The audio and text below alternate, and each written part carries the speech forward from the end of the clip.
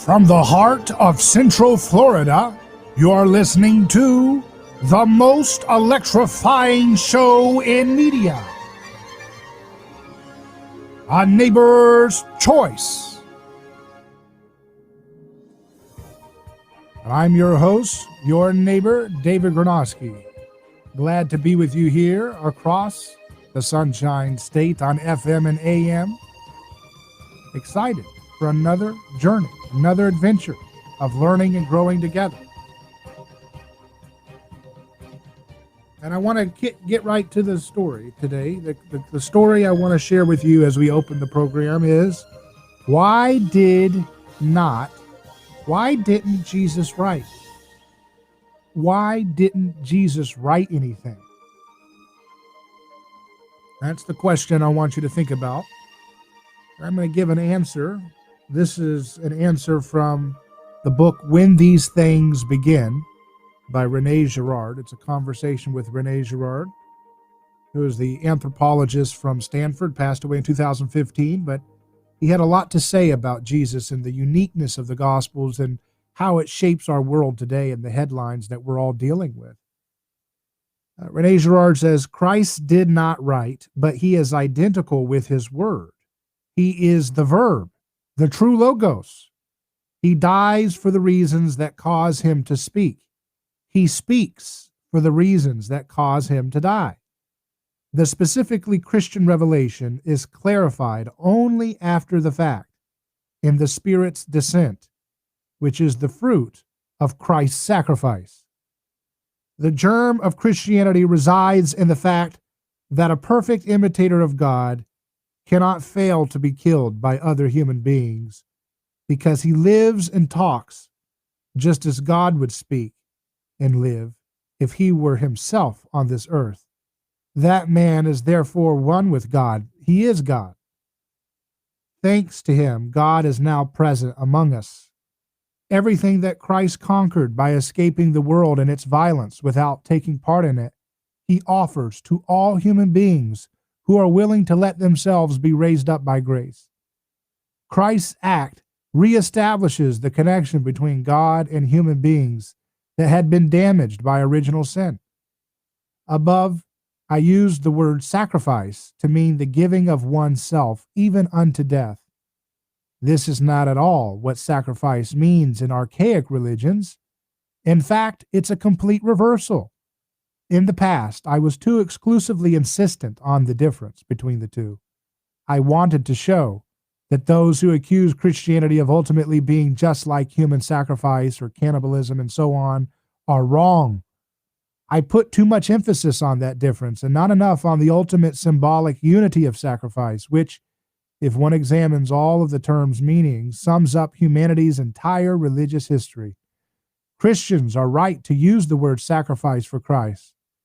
They grasp that unity intuitively, and in any event, those who aren't ready to understand certain things will never be convinced by logical and anthropological arguments. That's a lot there, but I wanted to just hone in on a few things here.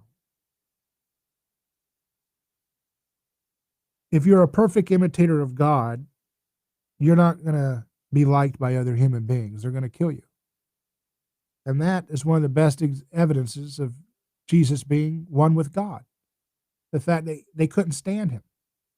They offered him over and over again opportunities to be an earthly ruler, to lead by force, and he refused, and they had to murder him. They had to use force on him. So much of our culture today, it's all based on different interpretations of how to use force. But when Jesus was offered the opportunity to use force time and time again, he totally renounced it. And he asked us to also pick up our cross. So many people today, when you say, hey, let's follow Jesus, they say, no. You can follow anybody else. But when it comes to, politics and economics, you can't follow Jesus. That's a recipe for disaster. And I think they don't understand who Jesus truly is and what he truly expected. It's pretty obvious. He said over and over again, pick up your cross and follow me. What was the cross if not a renunciation of the right to use violence to subdue your enemies? So when Jesus says, pick up your cross, How much more clear can it be that he wants us to imitate his own renunciation of the right to use force to beat our enemies? How much more clear can it possibly be? Pick up your cross and follow him, he says, right? And what did he do on the cross? He let down his right to use violence against people who were persecuting him, people who were destroying his people who were not giving proper health care, people who were not giving proper energy, people who were not giving proper wealth, people who were not sharing, people who were not being fair with taxes, people who were not fair with war, people who were not fair with privacy. He looked at all of that oppression and he said, I will defeat it not by cowering in the corner, but by confronting it with nonviolence. And in that confrontation, nonviolence will defeat their lies, will expose them for the frauds that they were, and it will open up the world's opportunity to engage with the true reality and character of God, exemplified by my refusal to participate in the same cycle of violence. Why is this message not taught today? Why do we have to hide from this message? Why do we have to water it down? This is the truth of the gospel. The idea that sacrifice has been changed as a word is truly astounding, and we have hardly any idea what we are actually dealing with. As Rene Girard said, the word sacrifice means to give of oneself even unto death. That word sacrifice, it means that precisely because of Jesus' example, giving up his life, laying down his life for his friends and even his enemies, as he forgave those who persecuted him, even in the point of torture. Crucifixion is a form of suffocation. You suffocate to death. It is a slow and agonizing, horrible torture. And even in that moment, Jesus offered forgiveness to those who would murder him in blind hatred and envy and stupid fear. That is not, if he says, take up your cross, that means do the same way that I do. Do not use force to subdue those who think differently than you or have a different worldview than you. Do not use force to get your way with people. If you want people to have a certain kind of health care, don't use force to do it. If you want people to have a certain kind of energy, don't use force to do it. If you want people to have a certain religion, don't use force to do it. If you want people to have a certain gun, don't use force to do it. If you want people to abstain from certain drugs, don't use force to do it. If you want people to think a certain way or treat their body a certain way, don't use force to do it. How hard can this possibly be?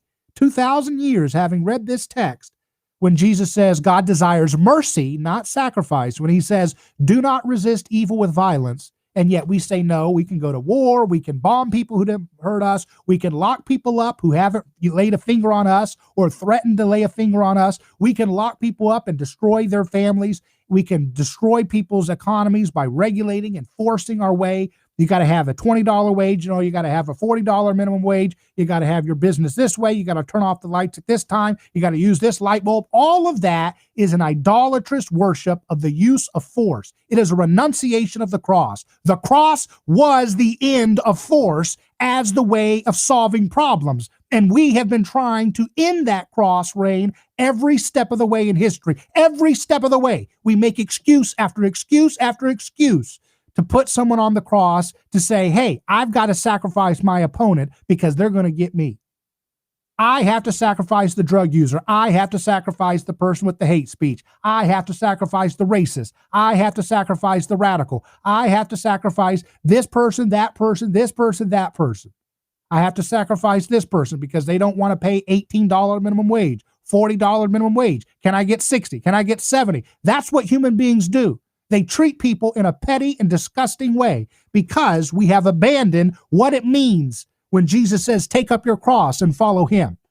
We don't even understand how the word sacrifice has changed. In the ancient world, sacrifice meant to sacrifice something else, to sacrifice your child, to sacrifice somebody else's child, to sacrifice somebody's animal, to give up of something else as a tribute to the deity, to preserve the peace. And now the word sacrifice means to give up of oneself. to offer self-sacrifice. And that's the battle we have today. We have too many people who are not telling the truth about Jesus. This program is going to change that. We are going to tell the truth about Jesus. We're going to lay it all out there, and the folks will have to figure out how to process the implications of it. But it's pretty clear to me. There is no place for violent reprisal in the kingdom of Christ. And hiding behind a crowd to justify your use of the initiation of force is not going to cut it. Your sins will be found out. All of our sins will be found out. The truth will be unveiled. In the old days, they would have gods, and those gods would be these basically the same thing as what we call today ideologies, Marxism, capitalism, whatever ism you want to create to justify the initiation of violence against people who have done nothing to harm you. But they had these gods, these symbols, that justified the use of violence against people to sacrifice some for the greater good. To sacrifice people, to rip open hearts, to terrorize people in the most gruesome ways. This happened all over the world for thousands and thousands and thousands of years of our history. And Jesus ended that. He destroyed that. But he didn't destroy it by force, which is why we are so slow and stupid to stop it. You see, he cannot do what we do, which is to use forceful subjugation to try to stamp something out. Because he did not forcefully stamp out violence, we, as the student, are slow to even begin to get what we're supposed to be doing here. But at the end of the day, there is an end to sacrifice that's taking place, in a new kind of sacrifice where we are to self-sacrifice our right to hurt others. Self-sacrifice our right to have comfort in numbers. See, when they would sacrifice people, a whole crowd of people would gather, and maybe they would offer a sacrifice with a priest who would do a certain chant and then off with their head. I know you didn't think you'd hear this on talk radio today, but you're listening to A Neighbor's Choice. This is where this stuff happens. But they would sacrifice somebody for the greater good. And they do that today. We take human beings who've done nothing harm to us, and we say, hey, the greater good demands a minimum wage of $20. The greater good demands you pay insurance companies a fee if you don't buy Obamacare. The greater good says we get to shut your business down because we're scared of a virus, and we don't care if your whole family dies from disease or lack of nutrition. We'll do it if we want. The greater good. That's just another word for Odin or Thor. And it allows people to use violence that they themselves would never do if they had to carry out the violence themselves. But they offshore the violence, they offset the violence to the police or what have you, or government federal agencies. And then when it goes wrong, they say, oh, it's the police's fault. They were racist, or they were too violent, or they were too brutal. No, it's the voters' fault. The voters are the ones who continually allow these laws on the books that initiate violent force and sacrifice for some kind of greater good. They're the ones that want to hide in the crowd and say, I didn't do anything. It was the police that did it. How many people, by the way, tried to raise money off of Eric Garner's death, the man in New York who said, I can't breathe? He died selling unlicensed cigarettes. How many people raised millions and millions and millions off of T-shirts and logos saying, I can't breathe? And how many of those people did anything to stop the law that allowed Eric Garner to be murdered? The idea is, why did anybody not spend any moment trying to get rid of that law against cigarette sales? If he did not have that law on the books, no one would have been able to touch Eric Garner. They would have said, hey, there's a free man. He's selling a cigarette. Is there a law against that? Of course not. We're a civilized society. Why would we use violence to stop a man from selling a cigarette? As long as he's not selling it to children, that's a lawful thing. Go ahead and sell your cigarette, sir. But because the state hides the violence of the crowd, of the voters think they can wash their hands. All those smug people in New York who did nothing to stop that law, and they think they're self-righteous for voting for Biden and Kamala Harris, who lock up people and bomb people of color around the world. And they don't think they're a thing about it. They think they can wash their hands of the fact that they've done nothing to stop the law that allowed Eric Garner to be killed for no reason other than a nonviolent choice of selling cigarettes. Do you see how when we abandon Jesus's cross ethic, we have created the hellhole that we have today? It's very clear. And if we don't change, and if we don't understand what Christ's self-sacrifice meant on the cross, and we are woefully ill-prepared to do anything about what we need to do to make this country, to make this world a better place for everyone. I'm David Gornosky. You're listening to A Neighbor's Choice. We'll be back in a second.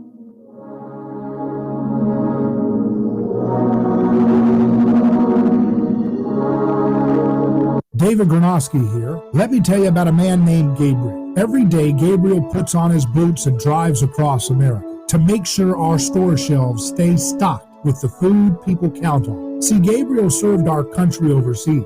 He knows that America stands for freedom, quality, and caring for others the way we would like to be treated. That's why when Gabriel saw food shelves getting low during the pandemic, he hit the road as a driver with Oakley Transport. In the land of the free, where no one should go hungry, we need heroes like Gabriel to help keep America fed. CDLA driving professionals. Join Oakley Transport today. Keep America fed. Visit oakleytransport.com or call them today at 1-877-8-TANKER. That's 1-877-8-TANKER. A lawsuit is not something that anyone looks forward to. It's a stressful process. There are attorneys in Tampa Bay that keep clients well informed, creating less stress. That law firm is Catania. Personal injury law is defended with full disclosure. There is no guessing game. If it's an auto accident, medical malpractice, nursing home negligence, unsafe working conditions, or motorcycle accidents, the law firm of Catania will handle the process worry-free from start to finish. Many victims don't realize they have a claim for the loss until they talk to Catania. They only represent private individuals and treat every case as if it's going to trial. Putting families first is more than just a slogan. It's their way of practicing law. It's a commitment to you. Remember, they don't get paid if you don't get paid. So go to Catania.com. Over 28 years in practice. Catania, personal injury, auto, and motorcycle accident attorneys. Catania, putting families first. Office Tampa. Not attorney spokeswoman. You've seen him on national television. You've heard him on national radio. Kevin Todd, president and CEO of thesportsbrokers.com, is releasing his Monday night NFL Game of the Year absolutely free.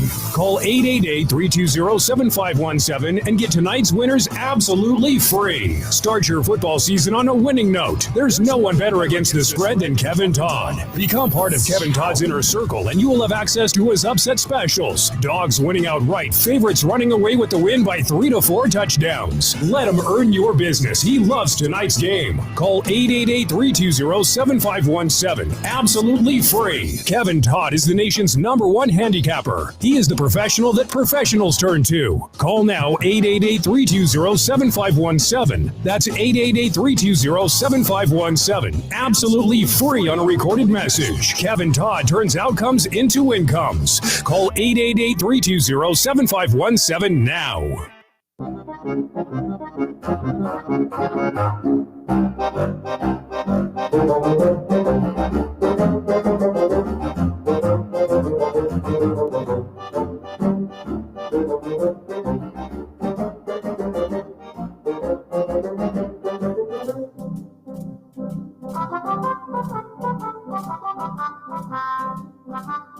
So everything in the ancient world was mediated by sacrifice. It was mediated by the idea that we can bind ourselves together because we can have mutually hated enemies, mutually hated misfits that we will offer up as sacrifice to the gods. But you know what was behind the gods? It wasn't actually a god. It was actually just the crowd. It's the same thing like you see in the movie The Wizard of Oz. Remember at the end of the movie Wizard of Oz, you thought it was this grand wizard who's speaking in this ethereal smoke and magic, but in reality, it was just a person. Well, the problem is that's the heart of politics. The politics, it's not just a little person, it's a little crowd. The little crowd, it's us. We, the people, are the ones who, through various levels of degree, are complicit in the perpetuation of bad laws, of the predatory foreign policy that we have. I mean, come on, we have a media today that's literally hiding the New York Post from allowing them to tweet for 5 days now because they dared expose evidence from Hunter Biden's laptop that Joe Biden and the rest of the family have been using Hunter Biden as their bag man to extract wealth from governments that Biden's policies have direct effect of during his time as vice president. That is sick and disgusting. At the very least, that's what we have on those emails, if not more. And we're supposed to just sit there and say, no, no, no, not allowed. Only one party can have power. We just have to put up with the guy who's been in power for 50 years. That's hope and change. Give me a break. We don't have to put up with it. But the problems that we have are deeper than just left and right. The right has been sold out for the establishment for so long as well. There's hardly any difference. But everything they do in politics is a perpetuation of the old ancient sacrificial way of our past. It's the same game, same rituals. They have tried to pin these deaths of the COVID virus onto President Trump. They did that all the time. Every time you had a plague, they would always single out a group of people and try to demonize them or an individual and say, this is the witch doctor who got us the wrong magical spell, or this is the king who didn't do the right ritual right, and therefore, like Oedipus Rex, needs to be blamed for the plague. Whatever it is, they have to have a scapegoat. And the media is our modern day myth makers. In the ancient world, they would write they would do oral tradition. Once upon a time, there was this, there was that, blah, blah, blah, right? To justify violence. And then over time, they started writing down, on scrolls and papyrus, and they started writing forms and images to convey the justification of the use of violence against people who have not done harm to you, to sacrifice some for the greater good. And that's what they're trying to do with President Trump. They're trying to say he is the cause of the 200,000 plus deaths of COVID-19. Why? One person can cause this, huh? This is a fantasy. This is the same myth making that happened from ancient religion. We have to sacrifice this king because he violated the taboos. Therefore, he is to blame for all the deaths of the plague. This is what you see when you have religious thinking that demands sacrifice. It reminds me of the same thing Caiaphas said, the high priest who said about Jesus, "It is better that one man die than the whole nation perish." So people who think they're not religious today, if they have that mantra of it's better to hide the sins of Biden just so that we can scapegoat Trump for the problems of our society, they're operating under that same sacrificial religious idea. They're not non-religious, they're thoroughly religious. They believed in the state religion. They believe that the state shall sacrifice whom it should want, that it can sacrifice millions of people in third world countries with these forced lockdown policies that have turned out to be an utter disaster, have not slowed the curve. Meanwhile, they don't want to talk about the state's failure, its lies in the food pyramid, which led to the comorbidities, which led to the deaths being so high in the first place with this new virus. But no, they have to scapegoat a scapegoat king. They have to sacrifice someone. They have to try to get someone to be blamed and purged. You're watching something that's very ancient take place before your eyes, but you don't have to participate in it at all. You don't have to go left or right. You can transcend it. A Neighbor's Choice will be back in just a moment. There is all kinds of lunacy going on. The madness of 2020. Weekdays 11 to 2. I'm just so fed up with these Democrats. It's unbelievable. Get it straight from Chris Plant. They're so hypocritical. It makes me sick. It's the Chris Plant Show. This has just got me going on. And the left is waging war against the police in the United States. Telling it like it is. You should be thanked profusely for getting to the point. You're a voice of reason and a sea of idiots. The Chris Plant Show. Weekdays 11 to 2. News Talk 1040 WHPO. 15 days to the election, President Trump is on the campaign trail in Arizona. He's criticizing the nation's top infectious diseases expert, along with Democratic challenger Joe Biden. Biden wants to lock it down. He wants to listen to Dr. Fauci. The president saved his most aggressive attacks, however, for Fauci for an all-staff campaign call earlier today. Fauci's a disaster. I mean, this guy, if I listen to him, we'd have 500,000 deaths. The president did, however, today call Fauci a nice guy. Biden is off the campaign trail today. A source familiar with the campaign says the former vice president is meeting with advisors and doing debate prep. An unsealed Justice Department indictment accuses 6 current and foreign Russian military officers of using computer hacking to disrupt the French election, the Winter Olympics, and U.S. hospitals and businesses. Stocks plunged on worries about a new coronavirus economic rescue package, the Dow falling more than 400 points. Daria Albinger, ABC News.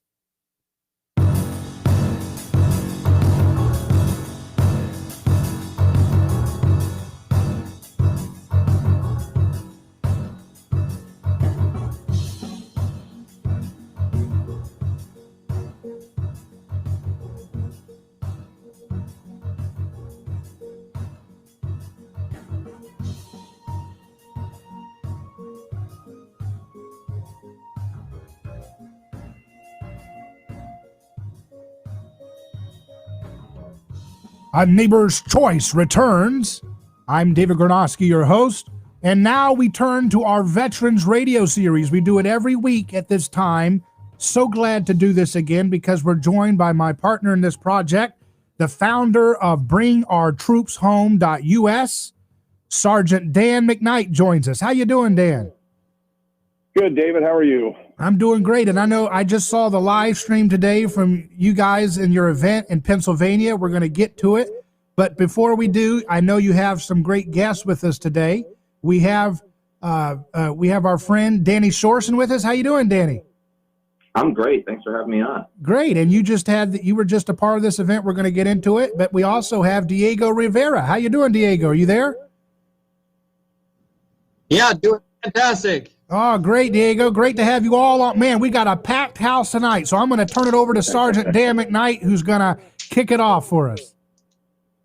Sure, David. Today up in Pennsylvania, we had myself and Diego and Danny and the great Scott Horton got together with a group of about 50 veterans at the grave of Marine Corps General Smedley Butler. And today, October 19th, 19 years ago, was the first U.S. military boots on the ground in Afghanistan. It was 200 Army Rangers that jumped out of C-130 aircraft and landed in Kandahar on the airstrip to take over the airfield so that we could lead the invasion of Afghanistan. And today's the 19th anniversary, and we went to Westchester, Pennsylvania, to Smedley Butler's grave to recognize his service, to recognize those that didn't come home from Afghanistan, and to spread our message that it is time to end the forever wars. Well, that was fantastic. I saw the event on live, and I really enjoyed it. So tell folks, again, the kind of connection you guys made with General Smedley Butler. I remember reading his book, War is a Racket. But for folks who are not familiar, just give people a little bit of overview, if you could. Dan, you want to take that? Yeah, absolutely. I think I'm sort of the resident history geek in the group. And I'm proud to say that going to Smedley Butler's grave today it really was like a privilege and almost like a pilgrimage for me. I've been writing and studying about him for a long time, and he's a figure that's largely lost to history that shouldn't be. And this happens occasionally. To keep it brief, Smedley Darlington Butler was from Westchester, Pennsylvania, raised in a somewhat Quaker family, went to Quaker schools. You know, they're known for being pacifists. And then, kind of walking contradiction and duality he volunteers as a teenager, underage, for the Spanish-American War, becomes an officer in the Marine Corps, does that for 33 years, is the recipient of 2 Medals of Honor, wounded. He's on at least 10 combat deployments, more depending on how you count. He's in the First World War, he's in the Philippines, he's in every country you've heard of, and some you haven't in Central America. And then in this wild sort of seemingly road to Damascus moment, he becomes the most important senior military dissenting sort of anti-war voice probably in American history and certainly in the 20th century. He goes on the road preaching, the gospel of peace or only fighting in the national defense, real national defense, for 9 years. He writes War is a Racket. He diagnoses what we come to call 25 years later, which Eisenhower calls the military-industrial complex. He diagnoses that, hook, line, and sinker, as early as 1934, 35. works himself literally to death after losing 25 of the 140 max pounds he ever had, coast-to-coast speaking tours, bipartisan critic, breaks with FDR, but also criticizes the more conservative business class that was opposed to FDR. Everyone loves him, and everyone hates him. He's got friends and allies and enemies on all sides. He's a true hero, and who spoke for the national interest, not any political party. And that, I think, was shown in our event today by the guests that we had. Yeah, I thought it was a terrific event. Tell me some of the other guests that were in attendance that spoke. So we had, we had veterans from all over. We had the veterans group from Villanova University that showed up. We had veterans from Westchester. We had people from Texas, Idaho, Wyoming, Pennsylvania, Maryland, Connecticut, Delaware. That came from all over. People that have been part of our group and people that had never heard of us before. And we had left, right, and center. Danny was there. I was there. With this great Scott Horton is, the director of the Libertarian Institute. And it just shows that this is a transpartisan issue. It's not a bipartisan, it's transpartisan. It crosses all political spectrums, that there's nobody that can truly call themselves a patriot, left, right, or center, who can support these endless wars in the military-industrial complex. Yeah, it's a great thing. We need to have more. I like that word, transpartisanship, because it's not about bipartisan. Usually bipartisan means more wars, more surveillance, doesn't it? Correct. I want to bring Diego into this. Tell me, what was your experience like at this event, being there at the graveside of General Smedley Butler with all these veterans going against these endless wars?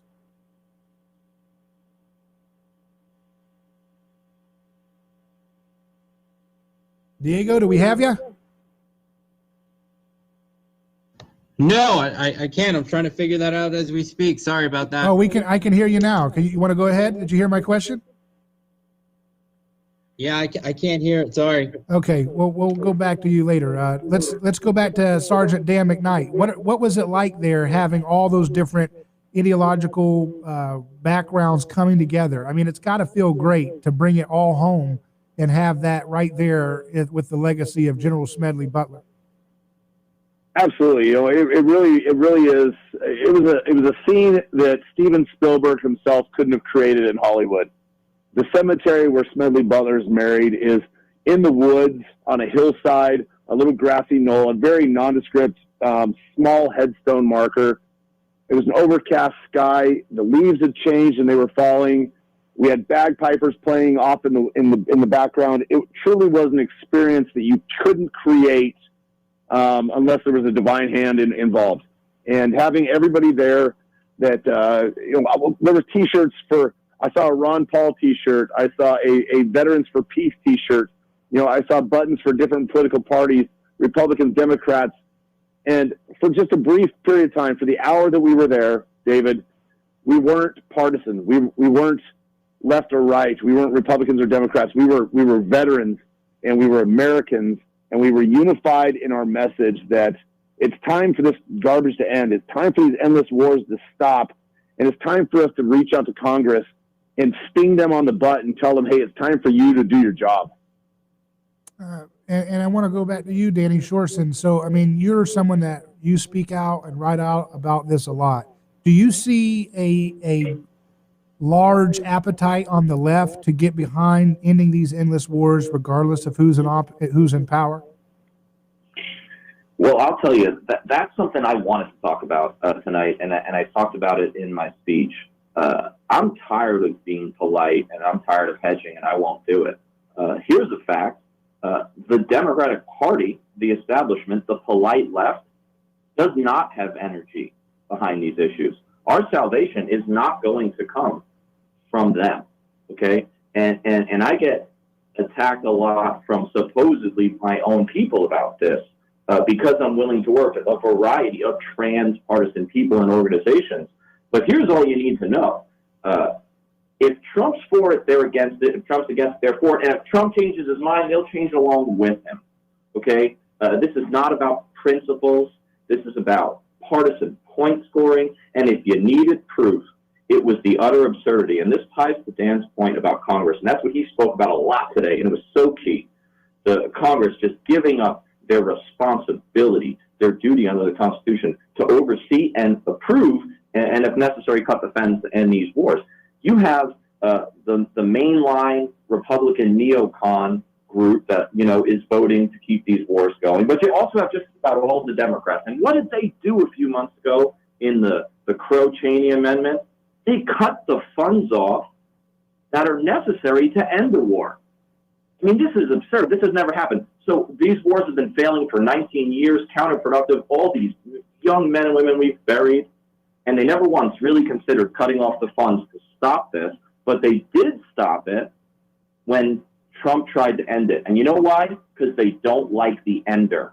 They don't like the guy ending it. And so, yes, on elements on the very progressive left, or some of the alternative left, yes, there are voices that agree with what the libertarian groups are saying and what just the American patriots are saying about ending these wars. But in the mainline left, there is no anti-war movement, and it is not an anti-war party. And actually, the platform should just be a big circle that says Trump with a no smoking sign around it with an X through it, because that's really where they've hung their hat. So it's not about ending wars. It's not about peace. It's about partisan point scoring, largely on the left. And Major Danny Shawson, I just, what's up with the left having obsessions with personalities? Why can't they just be kind of like mildly disinterested in the presidency as an individual and just work across the aisle to get points? If they want to end the wars, give it a win. I don't understand it. I mean, I can't comprehend it. It's such seething hatred and it's so pervasive. I just don't know where this ends. I will just add one thing about that. I think it's important to understand that these folks are funded by the same arms industry. They're in the pocket of a lot of the same, lobbyists and consultants that are part of the military-industrial complex. These Democrats, these mainline left Democrats. And so, if they take a strong stand on something like war, it's going to come out that they're dirty too. So they have something to protect.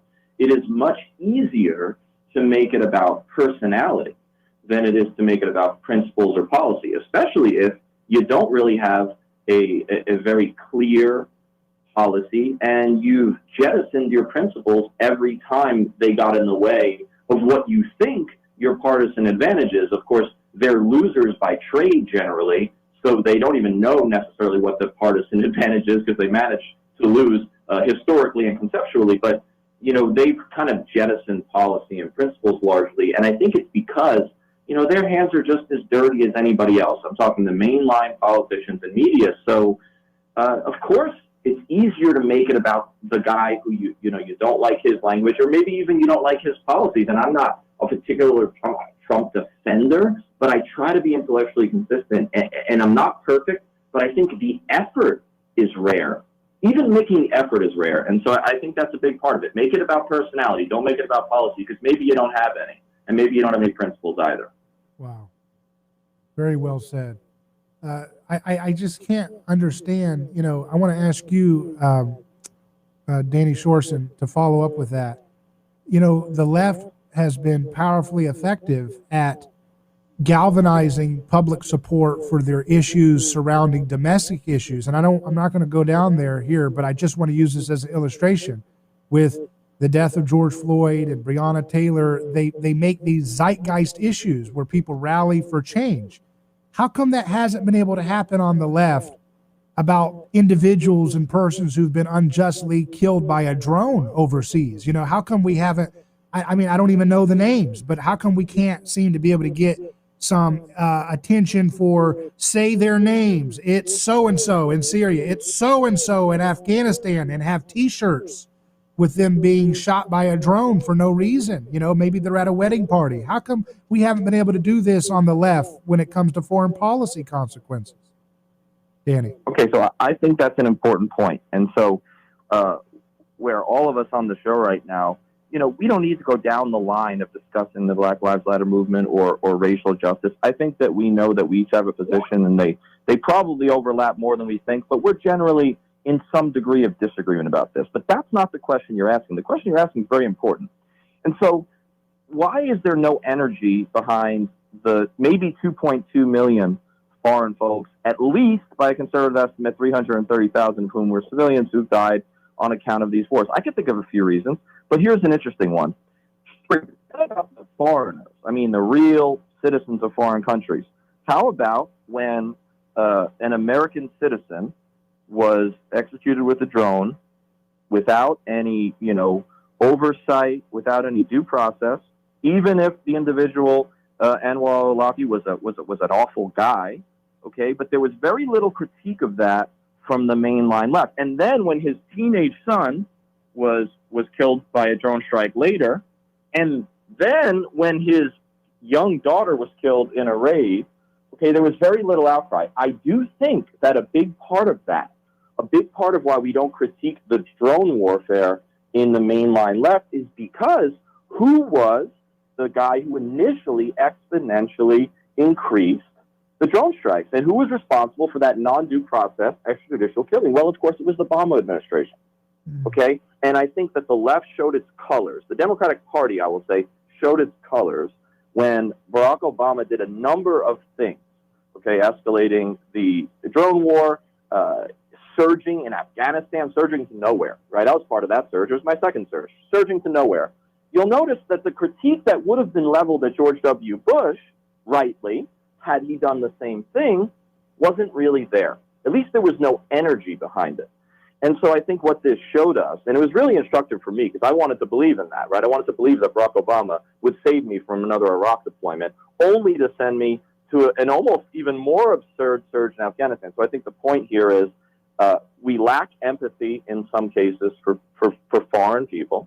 We even lack empathy for foreign or even American citizens who are killed, depending on who does the killing, right? In other words, if a Democrat does the killing, if Obama escalates the drone war under questionable circumstances and legality, we're not going to see the same level of critique. And I'm not saying this doesn't happen on the right, and I'm not even attacking the Republicans, and I have plenty to attack. But Scott Horton, who is here today, always says attack the left from the left, attack the right from the right. They call it, Horton's Law. And I try to follow that, and he's been beating me up about that for years. And so I'm going to spend my energy on the side that I'm, supposedly aligned to, because I want to hold them to account, just like I want to hold this country to account. So I think that they showed their true colors when they hedged on Obama and refused to really get energized against the war once the commander-in-chief's party changed to the blue team.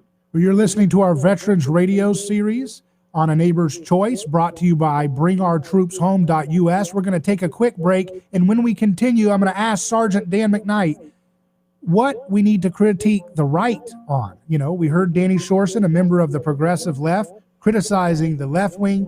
Now, when we return, we're going to hear from Sergeant Dan McKnight, who's more conservative, on what the right needs to get right on foreign policy. We'll be back with more in just a moment, live.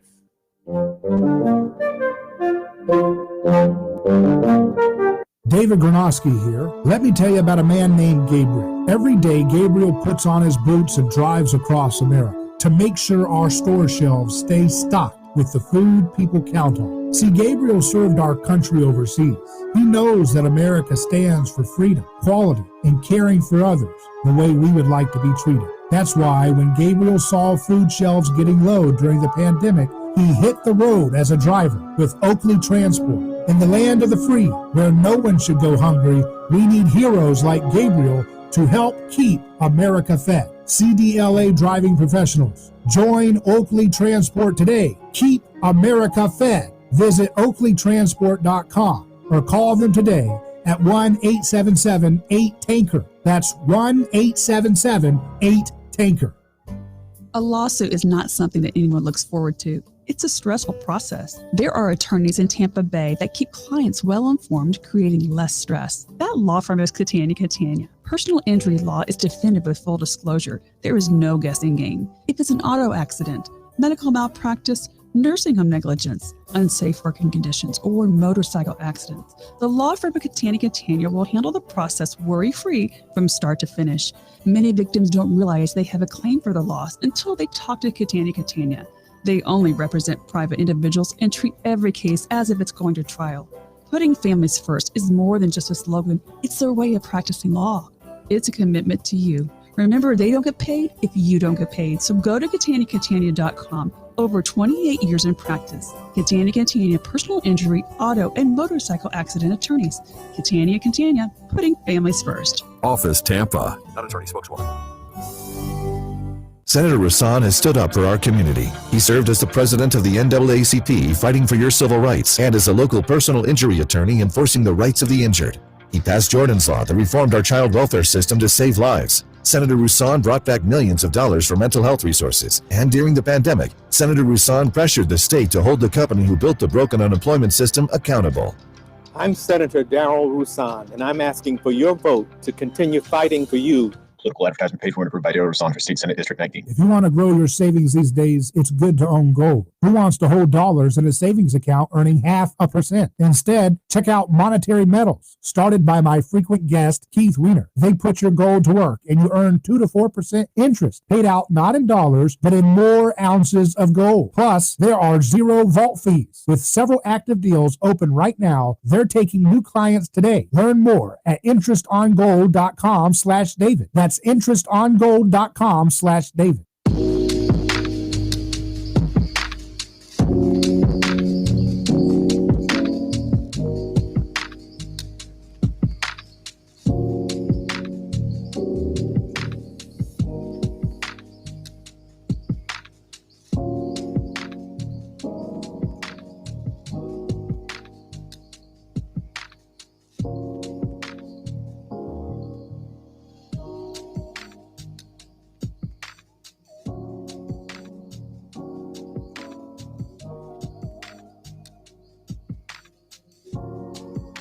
Welcome back to Veterans Radio, brought to you by BringOurTroopsHome.us. It's a series that we have started each week, Veterans Radio, on Mondays here on A Neighbor's Choice. And our host, co-host with this, is Sergeant Dan McKnight, who joins us now from Pennsylvania, where you guys had a terrific event honoring General Smedley Butler at his grave site, as well as commemorating the 19th anniversary of Afghanistan, the war there. But what's your answer to the right, Sergeant Dan McKnight? There are some we've talked about this before, David. There's low-hanging fruit on the right that's easy to pick on, like Liz Cheney and Tom Cotton and people that support endless and forever wars. But I want to move past them because, truthfully, Liz Cheney is a tired old deal. There's just not much there for me anymore. Currently, there's 96 veterans that serve in Congress, 30 Democrats, 66 Republicans. 19 are in the Senate and 77 are in the House. And of those, there's a couple that really frustrate me. And one of them is Don Bacon out of Nebraska, who co-authored a bill with our friend Jason Crow, the Democrat from Colorado, who is working with Liz Cheney also. And the bill that Don Bacon and Crow put together was a bill to build the Global War on Terror Monument in Washington, D.C. They've passed a bill to build a monument to a war that hasn't even ended yet. Think about that for a minute. They create legislation to build this statue, this monument to a war that they take away the money from that keeps it going forever and ever and ever. They are literally a war profiteering and self-perpetuating machine. Build the war, keep the war going, take away the money to end it, build the war, and just keep it going and going and going. So Don Bacon, who was a general in the Air Force, is a veteran. He's one of us. Crenshaw in Texas, he's a veteran. And he's wrong on this issue. He thinks we should stay in Afghanistan forever. So it's the veterans on the right, the 66 members that are serving in Congress right now that are veterans post 9/11 that are fighting to keep these wars going on and on and on and on and on. But that's where our efforts need to be, is on these few Republicans that served that are just flat out wrong. Well, we need to have Dan Crenshaw on this program, and we're going to see if we can make that happen, because we ought to be able to I don't know that he would take you up on the offer, David, but we could sure try. We'll give it our best shot. And I think that you need to be able to have a reasonable conversation. And I like what you're saying. Let's focus on the veterans who are serving in office right now, because that's where you can have your common cause conversation, right? Correct. And right now, we only 0.5% of our population now serves in the military. In World War II, it was 11%, so 0.5. And right now in the 116th Congress, we have the lowest percentage of legislators that served in the military ever, of all time. So the amount of people serving in the military is going down as a percentage of population, and the representation in Congress by those that served is going down. And it's creating a problem. Nobody is keeping an eye on the shop. Nobody's monitoring what's happening with the military. And it's up to organizations like ourselves, gentlemen like Danny and Scott Horton, and people that are willing to speak out. They're going to keep this train on the tracks. Yeah, I think it's a great momentum, and I like what Scott Horton said. He said, "I've been waiting in your event today." He said, "I've been waiting for a movement led by veterans, and here it is. You're listening to it." Correct. And I think it's important that we tend our own. And like Danny said, he's mostly aligned with the left, and so he's going to attack the left and keep them intellectually honest. I'm more aligned with the right, and I'm going to do the same. My efforts are not to attack the Democratic Party or the left-leaning members of Congress. My efforts are going to be on those that I'm aligned with philosophically on most issues, because I think I have an audience with them because we are aligned on most issues. Right. And if I can keep them true to their principles and have them accept intellectual honesty, I believe that we can help affect the right from the right. Well, you can't have limited government if you have perpetual war. War is the health of the state, isn't it? Say that one more time, David. I said war is the health of the state. Absolutely. And you know what's interesting, David, if I can jump in just for a second, I know we're short on time. The guy who said war is the health of the state was, he's a fairly left-wing guy. All right, Randolph Bourne, or he's not easily pinned down, but, it shows that there has always been a nascent and important and existing alliance between progressives and libertarians, and you call them whatever you want, populists on these issues. The bottom line is that what's best for the country is not to be an empire. I just came from Washington, D.C., where all the buildings and the architecture is Roman. It's Roman, neoclassical Roman, because the founders were obsessed with Rome. But what they were obsessed with was how do we avoid the curse of Rome becoming an empire. And I'll just add a couple of names. I'm coming for you, Seth Moulton of Massachusetts, Democrat veteran voting for war. And Max Rose from my home district of Staten Island, Democrat veteran, Afghan veteran, who's voting to cut off the funds to end this war and has obscene campaign commercials that are just militaristic and playing to both sides. These are people with lack of principles. So Dan's going to go after his, quote, people. I'm going to go after my, quote, people. And we're going to align with what's best for the country and find that common ground, the way Smedley Butler would have wanted, by attacking everybody that deserves it. Let's do it for General Butler, guys. Come on. Very good, guys. Great event today. It was a great event. I encourage you all to visit bringourtroopshome.us. That's bringourtroopshome.us. This is exciting. You can feel the electricity in the air. Left and right are being transcended, and the troops are coming home. I'm David Gronowski. Godspeed.